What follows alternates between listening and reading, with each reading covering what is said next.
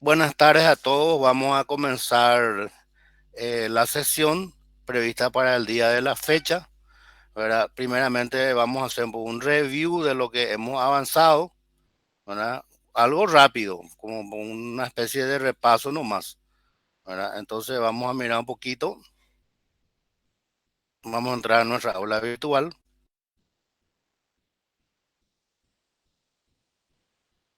y lo primero de lo primero fue, ¿verdad?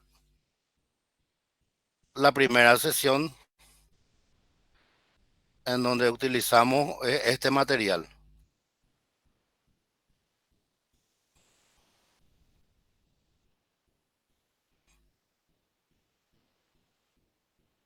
Ciencia, tecnología y sociedad, ¿verdad? Y habíamos mencionado, ¿verdad?, cómo tenemos dos visiones, ¿verdad?, de la CTS, la visión europea y la visión americana. Normalmente cuando surgen este tipo de cosas, obviamente hay que tener una visión ecléctica, ¿verdad?, de ambas cosas.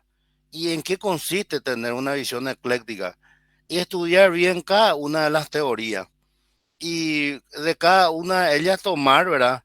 Eh, lo mejor que tiene y a partir de ahí hacer otra vez, ¿verdad? Una conclusión, ¿verdad? De que uno mismo puede sacar. Eso no implica que uno va a elaborar una nueva teoría, ni mucho menos, pero sí, con una visión ecléctica podemos tener, ¿verdad?, un panorama mucho más claro de qué es realmente lo que, a qué se está apuntando, ¿verdad? En el caso de la CTS. Después estuvimos viendo, ¿verdad? Acá el caso de España, ¿verdad? Y ahí pudimos ya tomar conocimiento de que es una materia CTS, ya una materia optativa en los diferentes bachilleratos que ellos tienen implementado en su sistema educativo. También lo que me llamó la atención del material fuente es que hablaba que en realidad ellos comenzaron en los colegios, ¿verdad?, a enseñar CTS, pero primeramente construyeron el tejado, ¿verdad? Palabras textuales del material. Y obviamente no es la mejor manera de comenzar un proyecto, pero ya dieron pues el puntapié inicial. Y entonces ya digamos están bien encaminados, por decirlo de alguna forma. ¿Y qué tenemos previsto para la sesión de hoy? Bueno, para la sesión de hoy tenemos previsto enfatizar un poco, ¿verdad?, este punto que tenemos acá, la ciencia y la tecnología en la agenda política. Obviamente, ¿verdad?, todas las cosas, ¿verdad?, que se implementan o se dejan de hacerlo es porque se toma una decisión política. Si esa decisión política no se toma, entonces no se va a ejecutar ningún proyecto. En la década del 60, por ejemplo, para la construcción de Itaipú, en el 66 se labró lo que se dio en conocer el Acta de Foz de Iguazú, en donde Paraguay y Brasil se comprometían, ¿verdad?, a construir una central hidroeléctrica en conjunto, en el 66.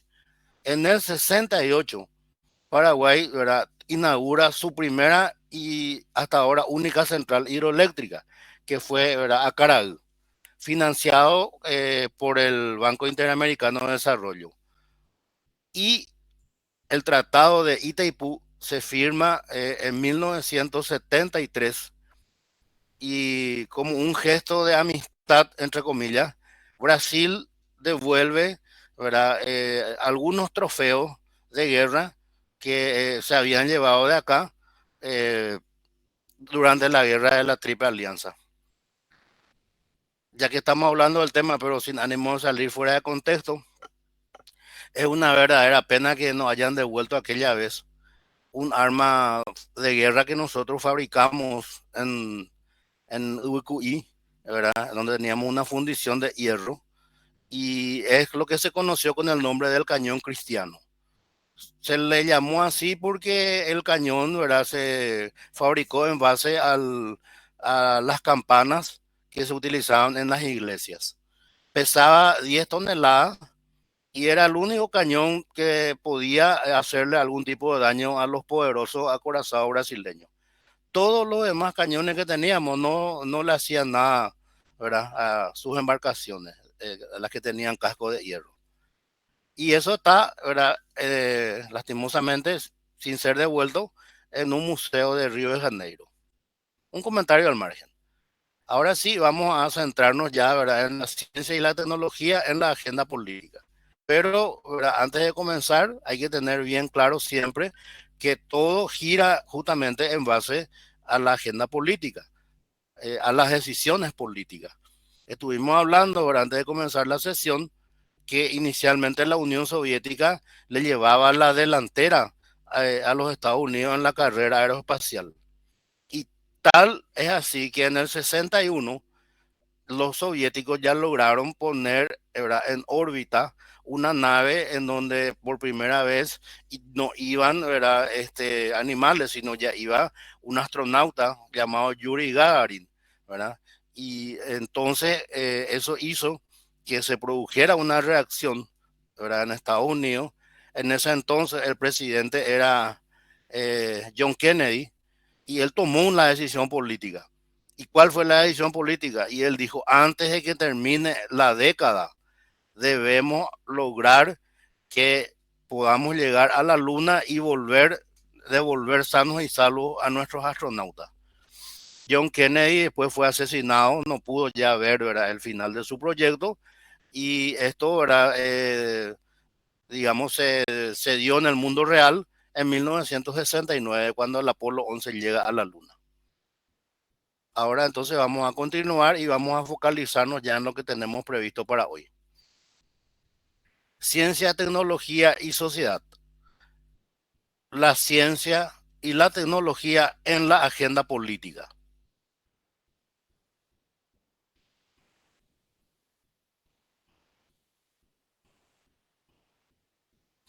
Entonces, ¿qué tenemos previsto en este contenido 3? Tenemos, ¿verdad?, primero, la ciencia y la tecnología en la agenda política. Después vamos a referirnos al síndrome de Frankenstein, y eso lo vamos a enlazar, ¿verdad?, con CTS. Y por último, ahora vamos a hacer un review, ¿verdad?, la imagen tradicional de lo que es la ciencia y la tecnología. Entonces, esto tenemos previsto así, a grosso modo, para la sesión del día de la fecha.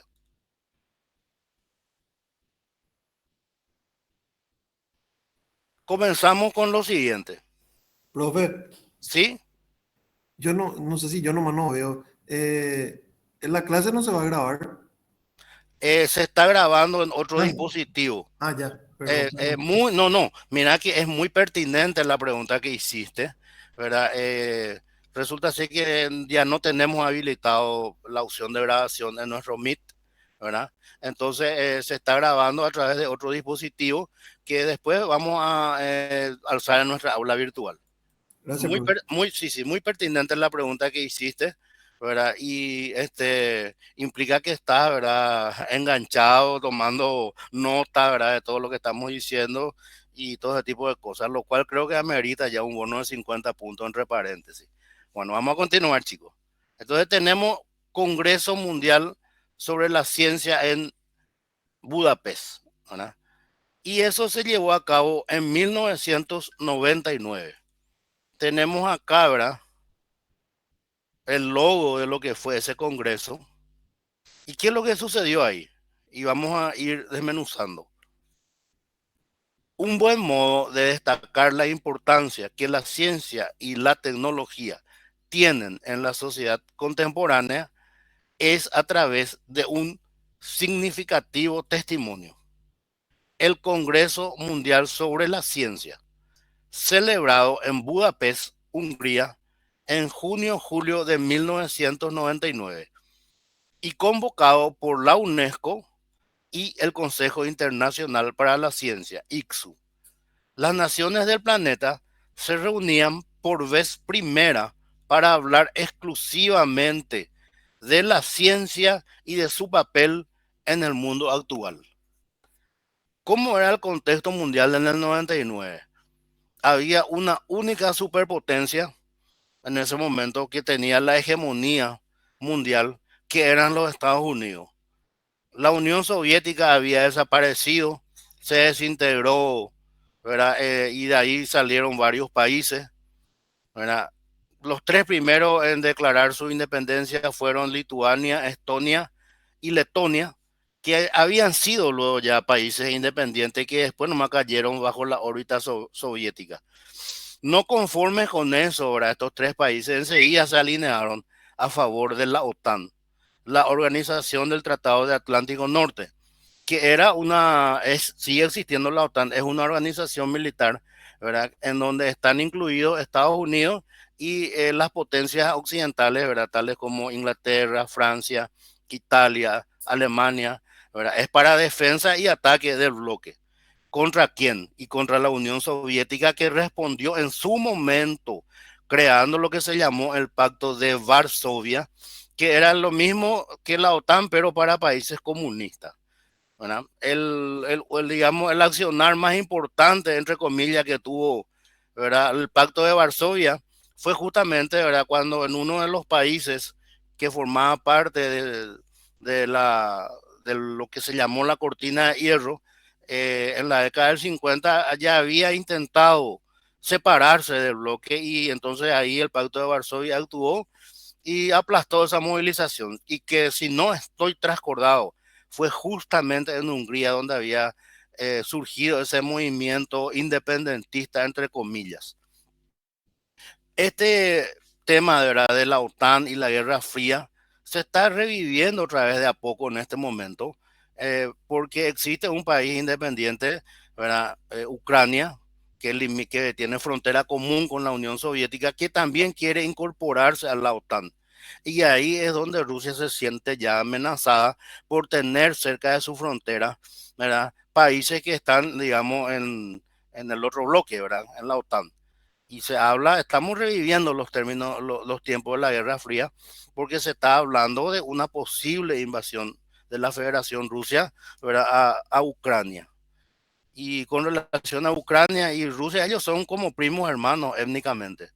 También en Paraguay tenemos una colonia bastante extensa de ucranianos en el departamento de Itapúa, sobre todo en Fram y también en Encarnación. Un comentario al margen. Ahora vamos a retomar, ¿verdad? Lo que ocurrió en Budapest en ese congreso, ¿verdad? Y entonces vamos a enterarnos mejor sobre el punto.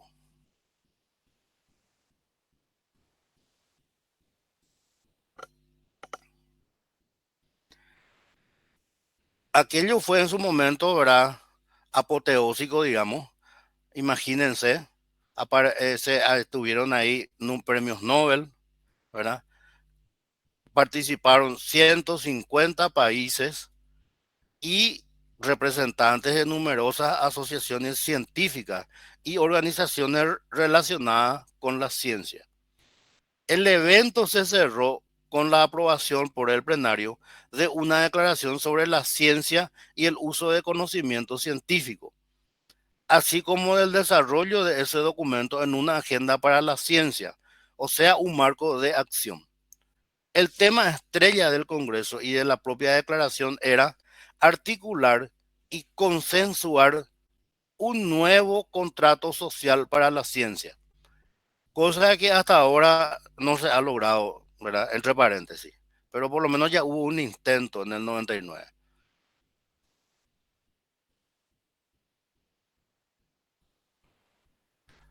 Bueno, ¿qué más sucedió en ese Congreso?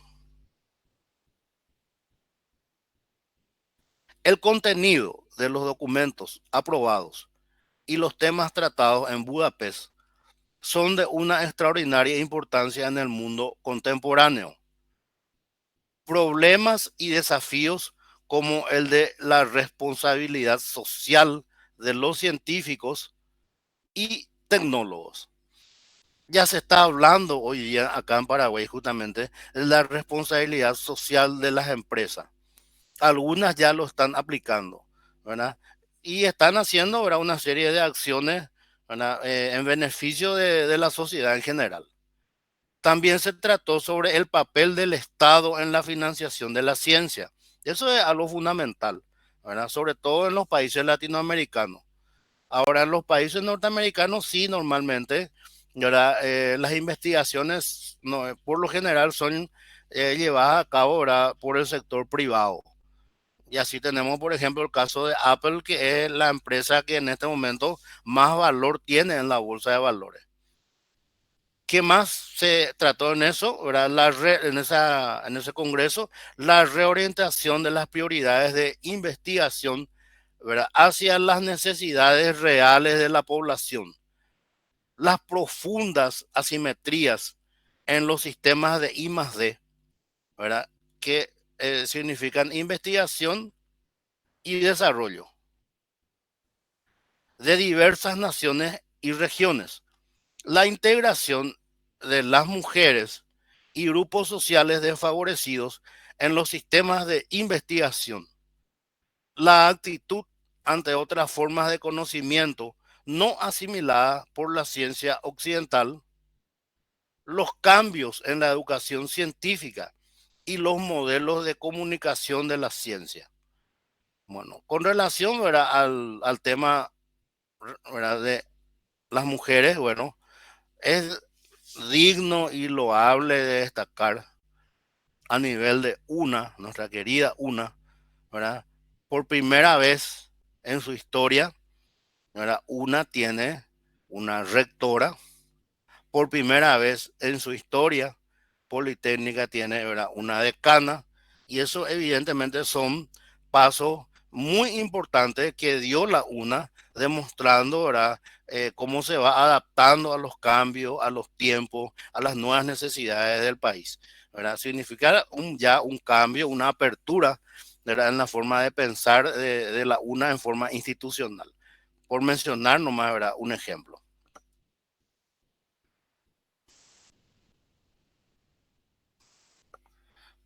Vamos a seguir, ¿verdad?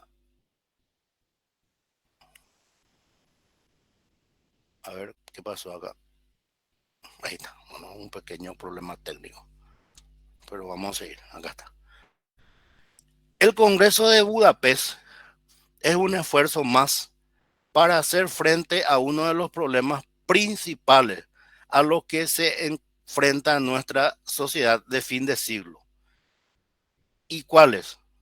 La renegociación de las relaciones entre ciencia y sociedad. El complejo científico-tecnológico no parece responder a las expectativas y necesidades del mundo de cambio de siglo.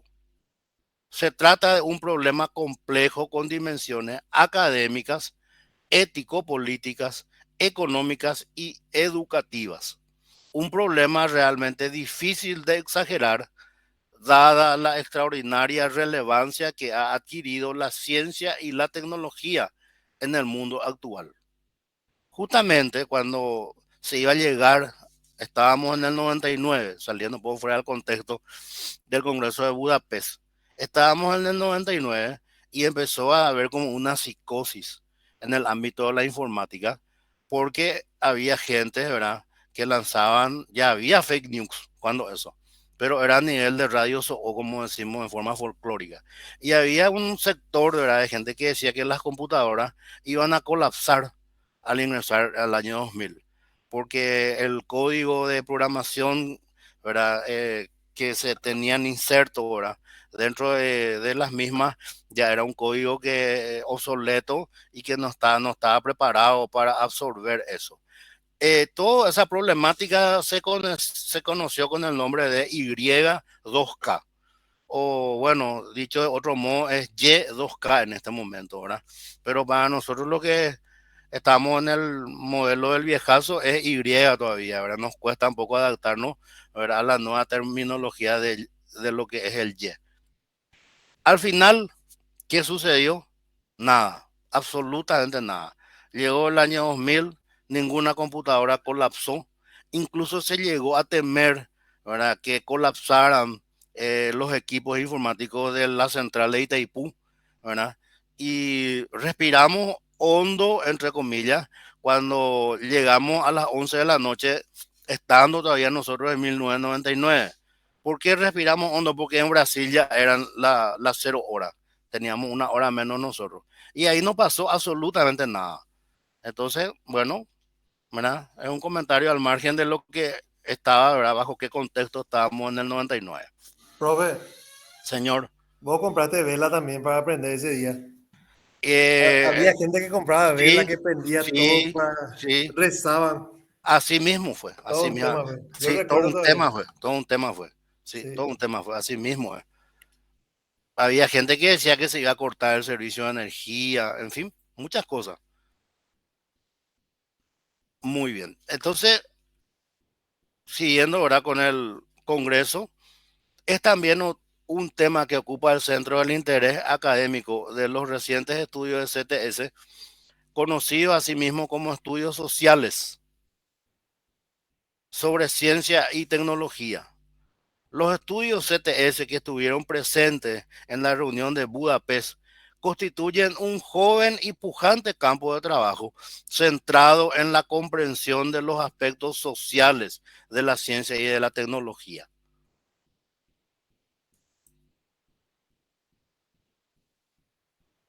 Bueno, ahora vamos a hablar un poquito, ¿verdad?, de otro punto. No, esto lo vamos a enganchar enseguida con el CTS, pero primeramente vamos a referirnos, ¿verdad?, al síndrome de Frankenstein. Bueno, ¿qué es realmente Frankenstein? Bueno, es, digamos, una obra literaria del género de ciencia ficción, ¿verdad?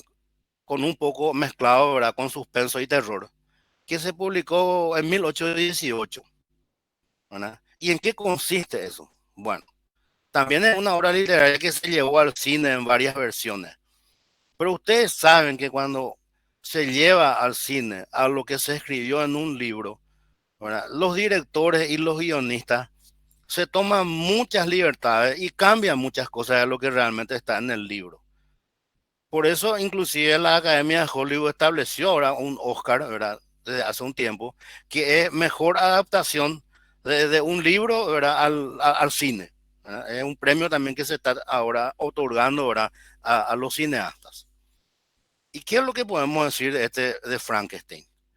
Bueno, en primer lugar, ¿verdad?, el monstruo de Frankenstein es un personaje de ficción que apareció por primera vez en la novela de Mary Shelley, Frankenstein o el moderno Prometeo.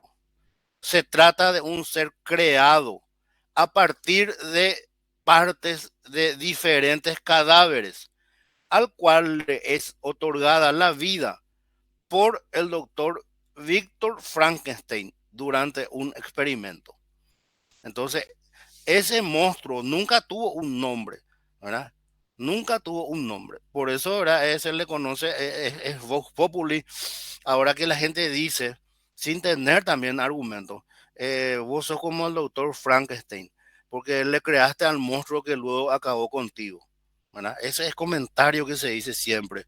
Pero vamos a ver que no fue tal así como se dice vulgarmente.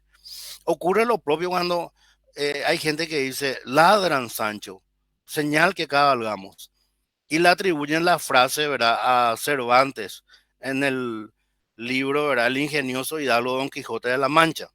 Y Nobleza obliga a decir que jamás Cervantes escribió eso en su libro, pero quedó como Vox Populi.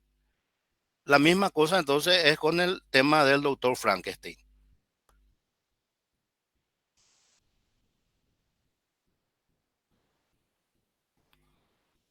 Perdón, acá hubo un problema, voy a avanzar. No olvidé, pasé de borrar. Ahí está, disculpen, voy a corregir después. ¿Qué más podemos decir de Frankenstein? ¿Verdad? Bueno, una vez que Frankenstein fue creado, ¿qué le pide el monstruo a su creador? Bueno, y le pide, ¿verdad?, lo siguiente. La criatura le pide a su creador que complete la obra y que cree una compañera para él, a cambio de salir para siempre de su vida. El discurso del monstruo es tan elocuente que en un principio, ¿verdad?, el doctor Frankenstein accede a la petición y promete crearle una compañía, una compañera. Craso error. Seguida vamos a ver por qué. Posteriormente, al no cumplir con lo prometido por el doctor Frankenstein, el monstruo asesina a personas ligadas a su creador y escapa del laboratorio. Más adelante incluso aprende a hablar y a leer el monstruo. Entonces, ¿qué hace el doctor Frankenstein? Lo persigue y a bordo de un barco llega hasta el Ártico. Imagínense, en donde tras narrar al capitán de la nave toda su historia, ¿verdad? Acá esto es lo importante, muere a raíz de su quebrantada salud. Posterior a la muerte del doctor Frankenstein, el monstruo aborda el barco en el que murió su creador, narra su historia al mismo capitán, ¿verdad?, de la nave y promete dar fin a su miserable existencia. Y así termina el libro, ¿verdad? Acá tenemos, ¿verdad?, una imagen de Frankenstein que se llevó al cine, ¿verdad? Se supone que Frankenstein medía 2,44 metros y otras cosas por el estilo. Bueno, esa es la historia real del síndrome de Frankenstein. Y ahora, ¿verdad?, vamos a ver un poquito cómo se enlaza eso con CTS. Y acá es donde justamente estamos, ¿verdad?, viendo el síndrome de Frankenstein, el Congreso de Budapest y la CTS. Y acá hay algo que debemos analizarlo, ¿verdad? Una idea que se repetía en Budapest es: la fiesta ha terminado para los científicos, ¿verdad? ¿Y quién dijo eso? ¿Verdad? Se trata de una frase publicada por el diario británico The Times, ¿verdad?, por una de las más respetadas políticas, ¿verdad?, llamada Shirley Williams. O sea que, ¿cuál era la visión, ¿verdad?, de los políticos con relación al Congreso de Budapest? Que esa fue, ¿verdad?, una gran farsa, una comedia, ¿verdad?, para ellos, para los políticos. Mediante ella hacía referencia al fin del apoyo incondicional a la ciencia, al descontento y la desconfianza que muchos intelectuales y buena parte del público comenzaban a sentir ya entonces con respecto a la ciencia. ¿Qué es lo que ocurre un medio siglo atrás? ¿Cuáles son los motivos de ese distanciamiento entre ciencia y sociedad? ¿Por qué es necesaria una negociación de las relaciones entre ciencia y sociedad? Son planteamientos que se dan ya, ¿verdad?, a partir de ahí.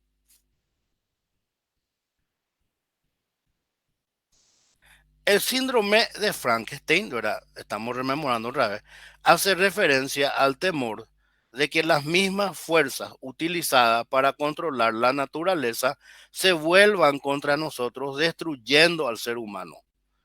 La bella novela gótica de Mary Shelley, publicada en 1818, recoge estupendamente esa inquietud. En esta frase: tú eres mi creador, pero yo soy tu señor, le dice el monstruo a Víctor Frankenstein al final de la obra.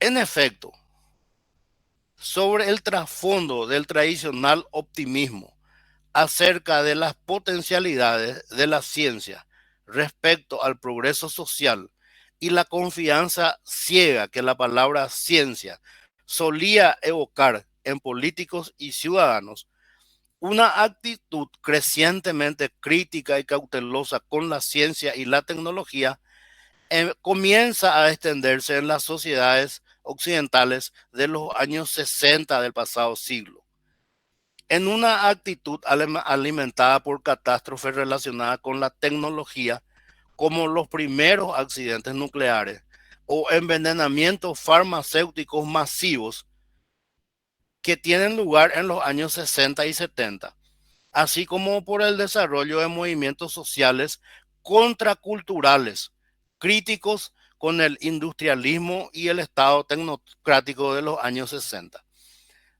Los años 60 fueron, digamos, una década muy convulsionada en el mundo. Estados Unidos, ¿verdad? Estaba llevando adelante una guerra en Asia, la guerra de Vietnam. Paralelamente estaba llevando adelante su proyecto aeroespacial y bueno, la primera conclusión es lo inmensamente rico que era ese país para poder llevar adelante proyectos de esa envergadura. Pero también internamente surge un movimiento, ¿verdad? El movimiento de los hippies, ¿verdad? Un movimiento pacifista que después se fue extendiendo, ¿verdad? Entre los jóvenes del país que se oponía a la guerra de Vietnam completamente. Estos hippies después, ¿verdad? Fueron creciendo en número y caudal y al final salió en otra cosa, ¿verdad? Vivían en grupo, no se bañaban, eh, consumían drogas, ¿verdad? Y todo ese tipo de cosas, al punto que a los hippies, ¿verdad? Se lo identificaba con el, acá están, estos son los que gustan del sexo, droga y rock and roll. Ese es el concepto que tenía la gente de los hippies. También en el 68 hubo en París un movimiento muy fuerte que nació en las universidades parisinas y se extendió al país, ¿verdad? Más o menos una versión así de una no te calles, pero mucho más fuerte, mucho más masivo. Y lo que le sorprendió en ese entonces, ¿verdad? Al presidente francés, el general Charles de Gaulle, ¿verdad? Que fue héroe de la Segunda Guerra Mundial. No sabían, no interpretaba el qué es lo que estaba pasando con los jóvenes. Él decía, 20 años atrás, estábamos luchando acá, manzana por manzana, para sacarle a los nazis de París. Y ahora vienen estos jóvenes a hacer todos estos desmanes, porque hubieron muchas protestas, ¿verdad? En ningún momento se plantearon un cambio de gobierno, pero De Gaulle, ¿verdad? Lo que hizo para solucionar el problema, adelantó las elecciones, ¿verdad? Y con eso se fue volviendo otra vez a la normalidad en París. Algo parecido también ocurrió en la misma época en México. También hubo un fuerte movimiento estudiantil que fue aplastado por el gobierno. Entonces, si no estoy equivocado, el presidente era el licenciado Echeverría, pero puedo estar confundido.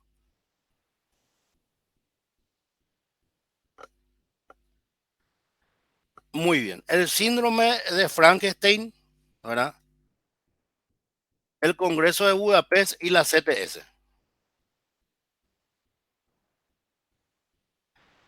El desarrollo del movimiento ecologista en los años 60 y las protestas públicas contra el uso civil y militar de la energía nuclear son elementos importantes en la formación de esa actitud y el surgimiento del moderno síndrome de Frankenstein. Mayo del 68 es todo un símbolo al respecto que aún hoy mantiene su vigencia. Estuvimos mencionando ahora.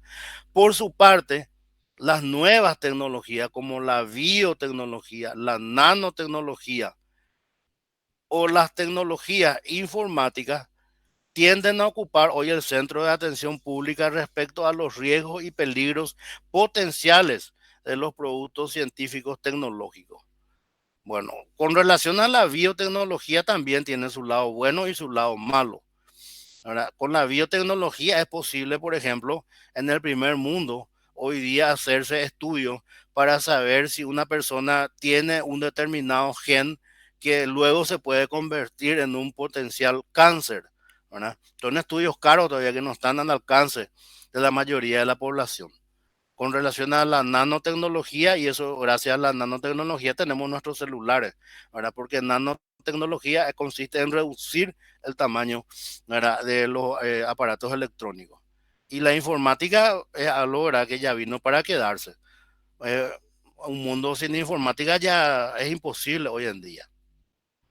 Finalmente, entender los antecedentes del síndrome de Frankenstein y la posterior reacción al mismo de las instituciones es entender mejor las complejas relaciones entre la ciencia, la tecnología y la sociedad en el mundo actual. Para ello tenemos que primeramente revisar la imagen tradicional sobre la ciencia y la tecnología. Y segundo, examinar el modelo clásico de política pública en ciencia y tecnología que se fundamenta en dicha imagen.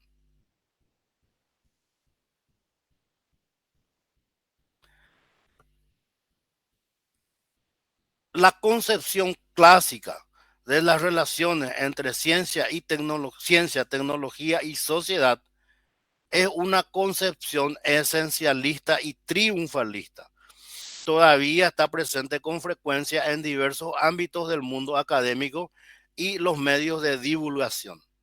Todo comienza con el método científico, entendido como una suerte de combinación de razonamiento lógico y observación cuidadosa. Mediante la aplicación del método científico y el acatamiento de un severo código de honestidad profesional, se espera que la ciencia produzca la acumulación de conocimientos objetivos acerca del mundo.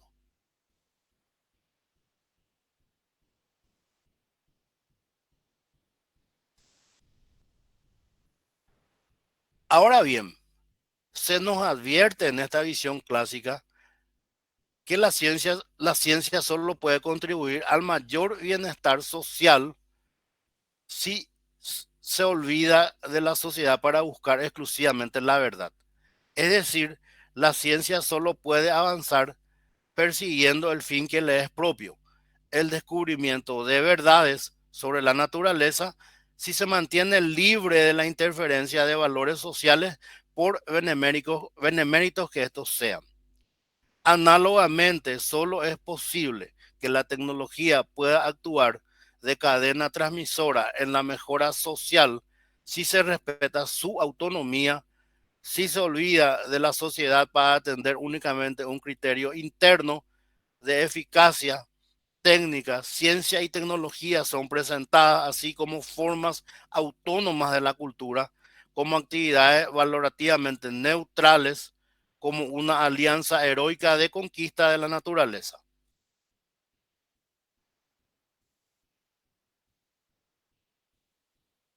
Y ya para ir terminando, ¿verdad? Acá tenemos lo que se conoce como los mitos del sistema. ¿Qué sistema? Primero, el mito del beneficio infinito. Y lo vamos a desmenuzar. Más ciencia y más tecnología conducirá inexorablemente a más beneficios sociales. En teoría es así, en la práctica muchas veces no. Mito de la investigación sin trabas. Cualquier línea razonable de investigación sobre procesos naturales fundamentales es igualmente probable que produzca un beneficio social. Y ahí justamente hay un punto, ¿verdad? El tema de las trabas. Hay que poner un límite a algunas cosas, porque caso contrario vamos a llegar en un momento dado en que se va a llegar, va a ser posible la clonación de un ser humano. Mito de la rendición de cuentas.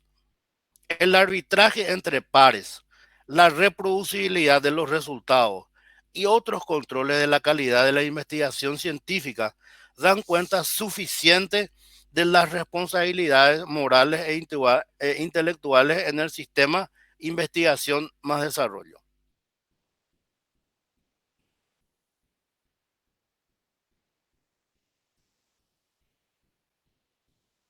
Mito de la autoridad. La investigación científica proporciona una base objetiva para resolver las disputas políticas.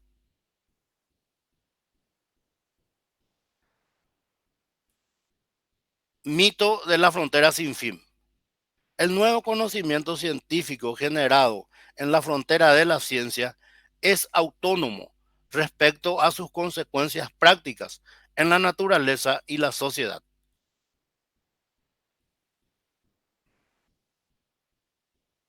Muy bien. De esta manera terminamos ahora la presentación de lo que teníamos previsto para la sesión de hoy. Vamos a volver a nuestra aula virtual, ¿verdad? Y entonces me gustaría tener algún retorno, si hay alguna consulta o algún comentario que ustedes quieran hacer al respecto.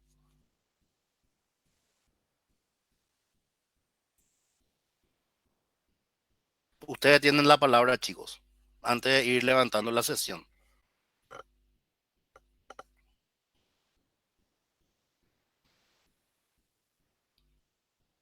Muy bien. Entonces, antes de levantar la sesión, vamos a mirar un poco qué se viene, ¿verdad?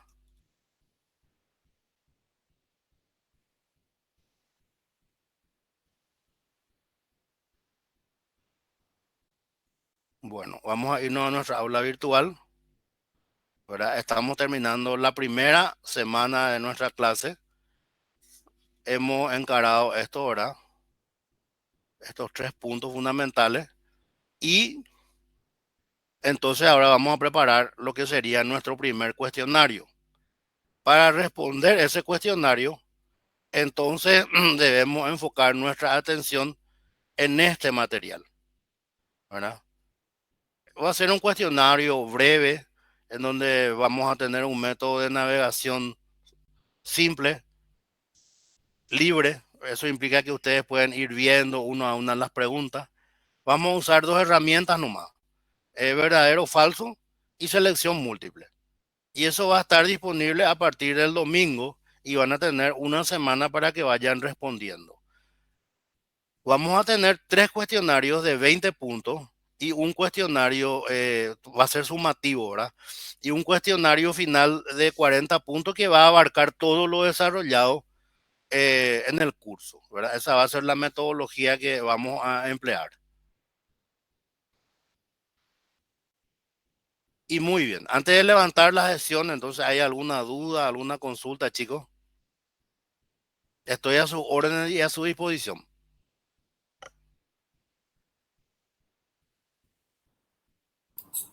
Buenas tardes, profesor. Por mi parte, todo claro. No tengo ninguna consulta. Muy Buenas, interesante la clase. buenas tardes, Eliezer. Muchas gracias. Buenas tardes, profe, quedó todo muy claro. Excelente, gracias, Belén. Todo claro. Todo claro, Fernando.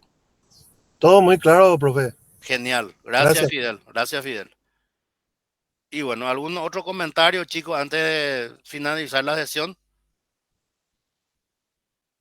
No se olviden, el cuestionario va a estar disponible a partir del domingo y van a disponer hasta el siguiente sábado. Decime, Fernando. Y que por lo menos está, sí, que lo que estamos dando es muy interesante, porque al menos así sabemos más de lo que pasó antes y cómo todo influye actualmente. Así mismo, todo va concatenado, ¿verdad? Así mismo es, Fernando.